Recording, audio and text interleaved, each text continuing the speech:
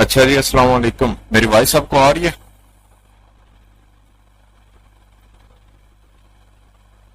Okay. वालेकुम सलाम।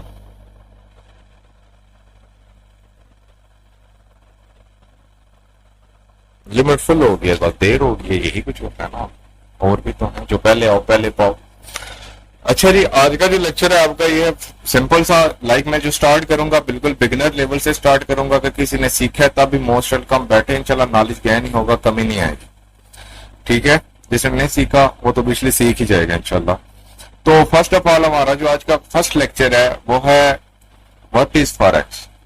Forex trading क्या है बेसिकली। ठीक है, और इसके लिए आपको कौन कौन से टूल की जरूरत होती है। मैं एक दफा चार्ट अपना चेंज कर देता हूं। ठीक है, आपको कौन कौन से टूल्स की जरूरत होती है। तो इसके लिए फर्स्ट ऑफ ऑल आपको जो चाहिए वो चाहिए गूगल, और उसके अंदर आपको चाहिए ट्रेडिंग व्यू वेबसाइट। ठीक है, आपने गूगल के ऊपर जाना है, वहां से ट्रेडिंग व्यू वेबसाइट को ओपन करेंगे, आपके सामने कुछ इस तरह का इंटरफेस आ जाएगा। ठीक है, अब बाकी ट्रेडिंग व्यू और क्या है ये, यानी कि कौन कौन सा टूल है, किस किस के लिए यूज होता है, इसकी एक मेरे यूट्यूब के ऊपर ट्रेडिंग व्यू के पूरे ट्यूटोरियल के ऊपर एक वीडियो पड़ी हुई है, तो आप सारे देख लेना, आपको पता लग जाएगा। ठीक है, what is forex. Forex trading क्या है बेसिकली। ठीक है, जो आपके पास फॉरेक्स ट्रेडिंग है ना, ये इंटरनेशनल फाइनेंशियल मार्केट है। ठीक है, जिसके अंदर करेंसी की बाइंग एंड सेलिंग होती है। अपने माइक काइंडली ऑफ कर दें, मैं म्यूट कर दूं। जिसके अंदर करेंसी की बाइंग एंड सेलिंग्स होती है। ठीक है, जो करेंसी की बाइंग एंड सेलिंग्स होती है ना इंटरनेशनल मार्केट के अंदर, उसके अंदर जो अप एंड डाउन आते हैं, आप उन अप एंड डाउन को कैच करते हुए अपना प्रॉफिट एंड लॉस बनाने की कोशिश करते हो, और उसके ऊपर आप अपने डिसीजन मार्केट के अंदर बिल्डअप करते हो। ठीक है, अब फॉरेक्स मार्केट, अब जो आपके पास फॉरेक्स मार्केट है, इसके अंदर आपके पास ओनली करेंसीज आती हैं। ठीक है, currencies like euro USD, GBP USD, GBP JPY, USD JPY, इस तरह की करेंसीज आती हैं। और जो आपके पास गोल्ड, ऑयल वगैरह ना, ये आपके पास कमोडिटीज हैं। ठीक है, अब जो यूरो यूएसडी है, ऑब्वियसली जो मार्केट्स हैं बेसिकली, एक होती है आपके पास financial market, overall financial market होती है। ठीक है, जिसके अंदर आपके पास एक एफएक्स मार्केट आती है। ठीक है, एक कैश मार्केट आती है जो आपके बॉन्ड्स वगैरह होते हैं। ठीक है, एक क्रिप्टो मार्केट होती है जो फाइनेंशियल मार्केट के अंदर नहीं आती। ठीक हो गया जी। उसके बाद यहाँ पे जो आपके पास अर्निंग सोर्स होते हैं वो आप कह लेंगे लो से बाई, हाई पे सेल। ठीक है, आप इस तरह से यहाँ पे अपने डिसीजन बिल्डअप करके, बाइंग सेलिंग करके अपने प्रॉफिट एंड लॉस को मार्केट के अंदर लेते हो। अब यहाँ पे मार्केट के अंदर, फॉरेक्स की मार्केट के अंदर बेसिकली जो भी ट्रेड्स होती है वो यूरो, जैसे कि पेयर्स के अंदर होती है, लाइक यूरो यूएसडी। अब मैं यहाँ पे आपके पास एक यूरो यूएसडी का चार्ट ओपन कर देता हूं।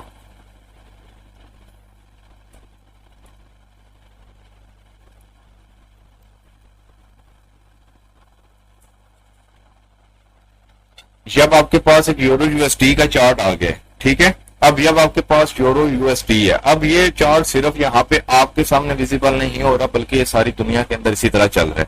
लाइक इंटरनेशनल मार्केट के अंदर भी जो यूरो यूएसडी के अंदर बाइंग एंड सेलिंग हो रही है, लाइक कोई यूएसडी लेके दे के यूरो ले रहा है, कोई यूरो दे के यूएसडी ले रहा है, उसके अकॉर्डिंग जो अप एंड डाउन आ रहे हैं, करेंसी के अंदर चेंजिंग्स हो रही हैं। ठीक है, वहां से जो अप एंड डाउन यहाँ पे फिर फाइनेंशियल मार्केट के अंदर इंक्लूड होते हैं। कुछ पॉइंट्स का अप एंड डाउन आता है, जैसे कि अगर पाकिस्तान के अकॉर्डिंग बात करूं तो पाकिस्तान के अंदर अब कराची स्टॉक एक्सचेंज, पाकिस्तान की सबसे बड़ी स्टॉक एक्सचेंज मार्केट, ठीक है, उसके अंदर जो पॉइंट्स के अप एंड डाउन आते हैं वो भी इसी तरह आते हैं कि आज पाकिस्तान के अंदर इतने रिजर्व आए, आज इतने रिजर्व बाहर गए। ठीक है, इसी तरह इन कंट्रीज के अंदर भी इसी तरह आता है, दो कंट्रीज का कोरिलेशन होता है और उनकी करेंसीज को मिला के मार्केट के अंदर ट्रेड किया जाता है। ठीक है, एक करेंसी के बदले एक को बेचा जाता है, दूसरी को खरीदा जाता है। ठीक है, अब यहाँ पे यूरो यूएसडी है। अब एक और बात याद रखिएगा मेरी, कि फॉरेक्स की मार्केट के अंदर आपको यूरो यूएसडी नजर आएगा, यूएसडी एंड यूरो नजर नहीं आएगा। ठीक है, फॉरेक्स की मार्केट के अंदर।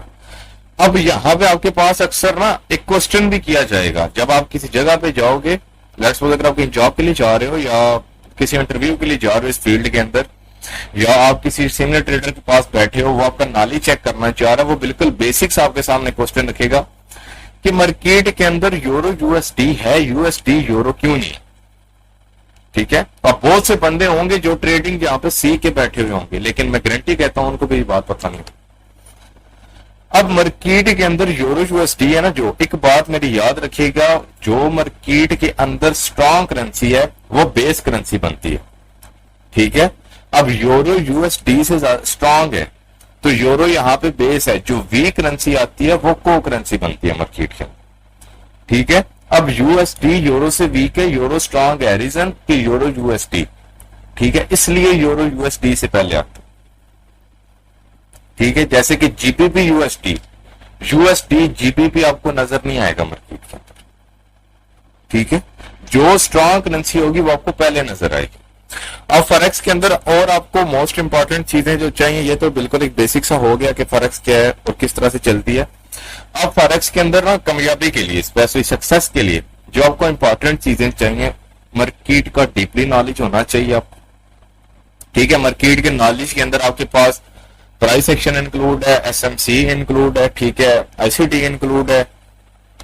उसके बाद आपके पास फंडामेंटली एनालिसिस आपके स्ट्रांग होने चाहिए, सेंटीमेंट एनालिसिस आपको आने चाहिए, आपकी risk management, money management strong होनी चाहिए, आपकी साइकोलॉजी क्या कहते हैं, साइकोलॉजी इमोशन कंट्रोल होना चाहिए, साइकोलॉजी डेवलप अच्छी होनी चाहिए, वो टाइम के साथ साथ होती रहती है। ठीक है, ये कुछ इंपॉर्टेंट फैक्टर्स है मार्केट के अंदर जो आपके लिए जरूरी है, इनके बिना आप नहीं चल सकते। ठीक है, अब फॉरेक्स है, फॉरेक्स के अंदर एक और बात कि फॉरेक्स बहुत से बंदे जो माइंडसेट रख के आते हैं, मैं बहुत सी बातें यहाँ पे क्लियर करूंगा आज आपकी, ताकि इसके बाद आपका कोई क्वेश्चन ना बचे, कि बहुत से बंदे ये माइंडसेट रख के आते हैं कि हम आज स्टार्ट करेंगे और कल को हम इंशाल्लाह स्टेबल हो जाएं। ठीक है, मैं यहाँ पे आपको गारंटी के साथ कहता हूं कि इस तरह नहीं है, क्विक रिच स्कीम नहीं है ये, स्लोली स्लोली हो सकते हो, अगर क्विक रिच की तरफ जाओगे तो मार खाओगे। ठीक है, आहिस्ता आहिस्ता करके अगर स्टेप बाय स्टेप चलोगे तो इट्स ओके, सब कुछ अचीव कर सकते हो। अगर स्टेप को छोड़ दिया, ठीक है, छलांगे लगानी स्टार्ट कर दी, तो हाथ कुछ भी नहीं आएगी, उल्टा जेब से दे के चले जाओ। ठीक है, उसके बाद फॉरेक्स की मार्केट के अंदर हमेशा एक इन्वेस्टमेंट का कहा जाता है कि इन्वेस्टमेंट फॉरेक्स के अंदर मैटर करती है। यकीन करें, फॉरेक्स की मार्केट के अंदर मेरे एक्सपीरियंस के मुताबिक इन्वेस्टमेंट जो मैटर करती है, लाइक 100 में से 10% इतनी होनी चाहिए कि आप स्टार्ट कर सको। जो चीज आपकी मैटर करती है वो आपका नॉलेज एंड स्किल है। अगर ये चीजें आपके पास स्ट्रांग है तो इन्वेस्टमेंट आपके पास खुद चल गया, उसकी टेंशन नहीं लेनी। ठीक है, अगर आपका नॉलेज स्ट्रांग है तो आपके लिए $100 भी इनफ है, अगर आपका नॉलेज स्ट्रांग नहीं है $10,000 भी आपके लिए कम। ठीक है, इस मार्केट के अंदर आपने ये भी सुना होगा कि $100 के साथ 10,000 बनता है, $1,000 के साथ $1,00,000 बनता है, बिल्कुल बनता है, कोई झूठ नहीं है इसमें, लेकिन step by step slowly slowly बनता है, टाइम लेता है। और ये जो मार्केट है ये आपका टाइम लेगी। हर स्किल की आपसे एक डिमांड होती है, इसकी आपसे टाइम की डिमांड है। ठीक है, लाइक आप अगर किसी डिग्री में जा रहे हैं, किसी प्रोफेशन और फील्ड में जा रहे हैं, किसी जॉब में जा रहे हैं, एम्प्लॉयमेंट एरियाज के अंदर अगर जा रहे हैं, तो वहां पे आपकी डिग्री के बारे में पूछा जाता है, उसके लिए 4 साल आप टाइम लगाते हो। फॉरेक्स भी आपसे क्या कहती है कि वहां पे अगर डिग्री मांगी जाती है, जहां पे फॉरेक्स की डिमांड है कि आप मुझे टाइम दो, और टाइम आपसे स्टार्ट में 2 साल भी ले सकती है, 3 साल भी ले सकती है, 5 साल भी ले सकती है, 1 महीना भी ले सकती है। ठीक है, उसके बाद ये आपको इतना रिटर्न कर सकती है कि आप सारी जिंदगी बैठ के खा सकते हैं। ठीक है, अब फॉरेक्स का अगर आप यहां पे स्टार्ट कर रहे हो, ठीक है, अगर आपने इन्वेस्टमेंट जो करनी है, कुछ बातें जो इंपॉर्टेंट है वो इस वजह से पहले क्लियर कर रहा हूं क्योंकि कल की नेक्स्ट क्लास है जो शायद उसके अंदर कुछ बंदे फिर नहीं आएंगे, क्यों, उनका माइंड क्लियर हो जाएगा और मुझे पता है। अब जो फॉरेक्स है, ठीक है, फॉरेक्स के अंदर फर्स्ट ऑफ ऑल जो इन्वेस्टमेंट है वो आपने करनी है। ये लास्ट ऑप्शन है आपके पास, ये लास्ट काम है आपका। आपका पहला स्टेप नॉलेज है, ठीक है, दूसरा स्टेप मैनेजमेंट है, तीसरा स्टेप खुद के इमोशंस और साइकोलॉजी को बिल्ड करना है, चौथे स्टेप के ऊपर जाके इन्वेस्टमेंट है जो आपने मार्केट के अंदर करनी है। अगर पहले 3 स्टेप फॉलो नहीं करोगे, सीधा चौथे के ऊपर जाओगे, 3 को स्किप करोगे तो मार खाओगे। ठीक है, अगर इन तीनों स्टेप को फॉलो कर सकते हो, चल सकते हो, इस मार्केट के अंदर आओ, अगर नहीं कर सकते इन स्टेप को फॉलो, नहीं इन स्टेप के रूल्स स्टेप को सीख सकते, ठीक है, मुश्किल लगते हैं, तो इस मार्केट को छोड़ के चले जाओ। ये मार्केट आपके लिए नहीं है, अपने लिए कोई और रास्ता नहीं। ठीक है, अब बेसिकली जब आप थोड़ा सा टॉपिक के ऊपर अगेन आता हूं, जब आप चार्ट ओपन करते हैं तो आपके सामने इस तरह रेड एंड ग्रीन कलर की कैंडल नजर आती है। ठीक है, एक मिनट जरा थोड़ा सा नेटवर्क इशू। अच्छा जी, ये आपके पास रेड एंड ग्रीन कलर की कैंडल नजर आती हैं। अब ये रेड और ग्रीन कैंडल क्या है? जो रेड कैंडल आपके पास ये सेलर को रिप्रेजेंट करती है और ग्रीन कैंडल बायर को रिप्रेजेंट करती है। ठीक है, ये कैंडल्स के ऊपर छोटी मोटी आप लाइनें देख रहे हैं, इनको आप विक्स कहते हैं, विक कैंडल। ठीक है, अब बेसिकली यहां पे अगर आपको एक और चीज दिखा दूं कि माइक ऑफ रखें, अब यहां पे अगर मैं दिखा दूं कि कैंडल इस तरह से आपकी बनती है कुछ कि लाइक ये कैंडल यहां से कैंडल का स्टार्ट हुआ है, माइक ऑफ कर दें, यहां से कैंडल का स्टार्ट हुआ है, कैंडल पहले ऊपर गई, ठीक है, और यहां पे कैंडल आई और यहां पे कैंडल ने जाके क्लोजिंग दे दी। ठीक है, लाइक स्टार्ट ऊपर गई और ऊपर ही जाके अगर कैंडल ने अपने स्टार्टिंग पॉइंट से ऊपर क्लोजिंग दी तो कैंडल ग्रीन कलर में क्लोज होगी, अगर स्टार्टिंग पॉइंट से नीचे क्लोजिंग दी तो रेड कलर में क्लोज होगी। ठीक है, अगर कैंडल अपने स्टार्टिंग पॉइंट से ऊपर जाती है, ठीक है, अगर कैंडल लाइक मैं इस तरह रेक्टेंगल के साथ समझाता हूं, लाइक ये अब आपके पास कैंडल है, ठीक है, अब ये, ठीक है, अब यहां पे नेक्स्ट कैंडल इसके ओपनिंग पॉइंट के ऊपर नेक्स्ट कैंडल का स्टार्टिंग पॉइंट, इसके क्लोजिंग पॉइंट पे नेक्स्ट कैंडल का ओपनिंग पॉइंट होगा। ये ग्रीन कलर की कैंडल ओपन हुई है तो लेट्स सपोज ये मेरे पास यहां पे हुई है, अब यहां पे मेरे पास एक नेक्स्ट कैंडल ये ओपन हो गई यहां पे। ठीक है, अब ये भी ग्रीन कलर में है लेकिन इसके ऊपर विक है ये। अब इसका मतलब क्या है कि ये जो कैंडल है ये यहां तक गई थी लेकिन यहां पे जाके फिर वापस आके यहां पे ये क्लोज हुई है। ठीक है, तो ये ग्रीन कलर में क्लोज हुई है। अगर यहां पे ये क्लोज हुई है, ये इस कैंडल का क्लोजिंग पॉइंट है और ये इस कैंडल का नेक्स्ट कैंडल का ओपनिंग पॉइंट है। ठीक है, इसके बिल्कुल सामने जहां पे पिछली कैंडल क्लोज होगी एज इट इज उसके सामने नेक्स्ट कैंडल ओपन होगी। अब ये रेड कैंडल है, ठीक है, अब इसका मतलब क्या है कि ये कैंडल अपने ओपनिंग पॉइंट से नीचे क्लोज हुई है। ठीक है, अब यहां पे अगर हम देखें तो इस कैंडल के ऊपर भी इस तरह हम कहते हैं कि थोड़ी सी विक है। अब इसका मतलब क्या है कि ये कैंडल अपने ओपनिंग पॉइंट से पहले ऊपर गई और ऊपर जाके फिर नीचे आई, ठीक है, फिर नीचे आके क्लोज हो गई। ओके, और बेसिकली जो आपकी कैंडल क्लोज होती है या कैंडल चलती है वो कुछ इस तरह से चलती है कि आपकी कैंडल ओपन होती है, ठीक है, हाई प्लेस करती है, लो प्लेस करती है एंड देन थोड़ा सा ऊपर आके क्लोज हो जाती है। ठीक है, आपका कैंडल्स कुछ इस तरह से चलती है मार्केट के अंदर। अब यहां पे ये चीज मैं आपको यहां पे लाइव दिखा देता हूं, ठीक है, और यहां पे इसको लेक्चर आज के लेक्चर को एंड करूंगा, आगे नहीं जाऊंगा। जब आपके पास 1 मिनट का टाइम फ्रेम है यूरो यूएसडी के ऊपर, अब ये कैंडल रेड कैंडल चल रही है, ये इस कैंडल के ऊपर फोकस करिएगा जरा जो अभी करंट चल रही है। अब देखें यहाँ पे ये कैंडल ओपन हुई और यहां से ये कैंडल नीचे आ रही है। ठीक है, अपने अब ये देखें अपने ओपनिंग पॉइंट से ऊपर चली गई, नीचे विक बन गई, तो इसका मतलब क्या है कि ये कैंडल पहले यहां तक आई थी, अब अपने ओपनिंग पॉइंट से ऊपर चली गई है, अब ग्रीन कलर में कन्वर्ट हो गई है। अब जहां पे ये कैंडल क्लोज होगी हम वो देखेंगे। अब देखें ऊपर भी विक लगाई और अगेन नीचे आ गई। ठीक है, अब क्या हुआ है अपने ओपनिंग पॉइंट से नीचे आ गई है कैंडल, वो रेड कलर में होगी। अब विक का मतलब क्या कि यहां तक ऊपर गई थी, यहां तक नीचे आई थी। ठीक है, अब जो इसकी क्लोजिंग बॉडी है वो मैटर करेगी। कैंडल किस तरह चलती है, ओपन, कैंडल ने पहले लो प्लेस किया, देन हाई प्लेस किया और देन क्लोज हो गया कैंडल। ठीक है, अब ये देखें क्लोज हुई, अब अपने ओपनिंग पॉइंट के सामने ही थोड़ा सा ऊपर क्लोज हो गई। अब एज इट इज उसके सामने नेक्स्ट कैंडल ओपन हुई, अब ये सीधा पहले ऊपर जा रही है तो ये ग्रीन कलर में। ठीक है, अब इसने अपना हाई प्लेस करना है, हाई प्लेस कर देगी, फिर लो प्लेस करेगी, फिर देन क्लोज। ठीक है, अब यहां पे देखिएगा कि ये कैंडल ग्रीन कलर में अब चल रही है ना, तो अब अगर यहां से ये नीचे आती है, अब ये देखें वहां से नीचे आ गई तो क्या हुआ, ऊपर विक बनाने लग पड़ी, मतलब कि कैंडल वहां तक गई थी, वहां से नीचे आ गई थी। और यकीन करें ये जो विक्स हैं इनको सिर्फ छोटी मोटी विक्स नहीं लेना, मार्केट के इनके अंदर बड़ी नॉलेज है और बड़ी वैल्यू है।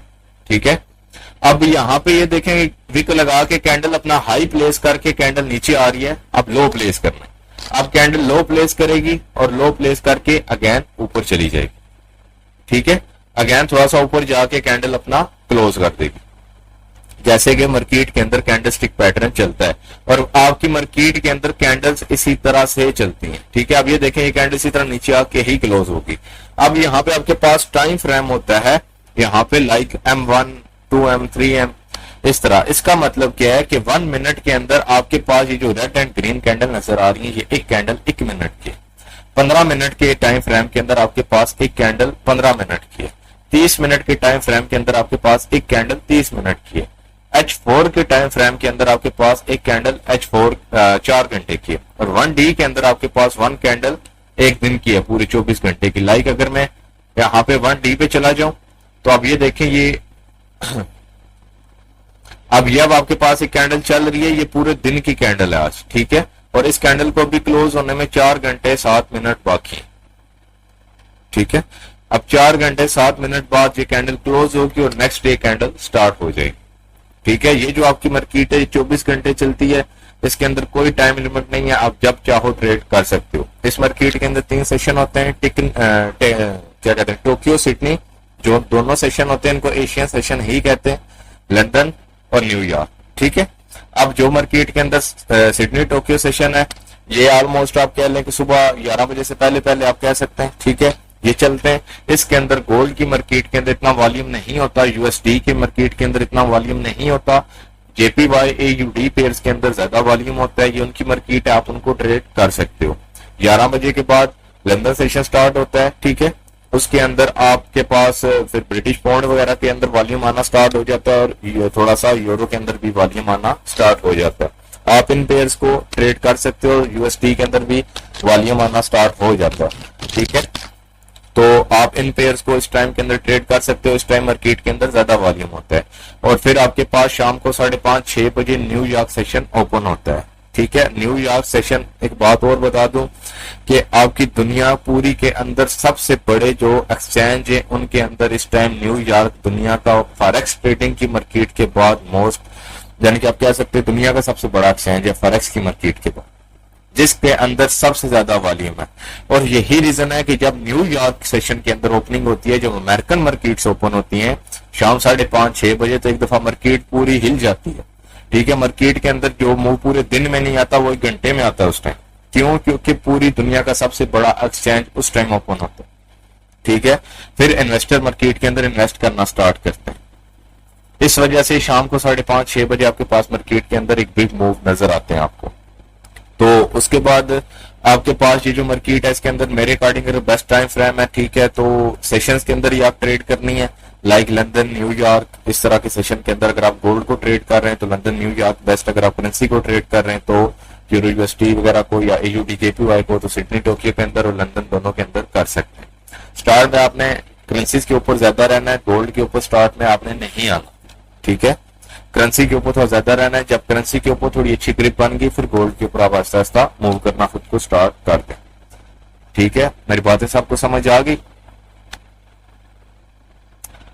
अब अगर किसी का कोई क्वेश्चन हो तो वो मुझसे कर